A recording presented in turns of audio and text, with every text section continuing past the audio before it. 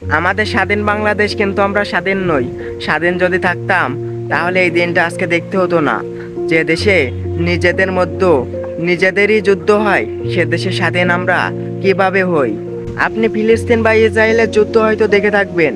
তারা কিন্তু নিজ ধর্ম রক্ষার জন্য যুদ্ধ করেছেন। আর আমাদের দেশ স্বাধীন বাংলাদেশ, নামটা স্বাধীন হলেও কিন্তু আজ সেই দেশটা পরাধীন। 1971 সালে লাখো মানুষের আত্মত্যাগের ফলে আমরা পাই এই স্বাধীন বাংলাদেশ।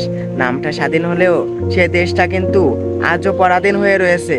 যে দেশে উচিত কথা বলতে গেলে জীবন শেষ, যে দেশে অধিকার আদায় করতে গেলে বানিয়ে দেয় রাজাকার, সে দেশের মানুষ স্বাধীন কিভাবে হই?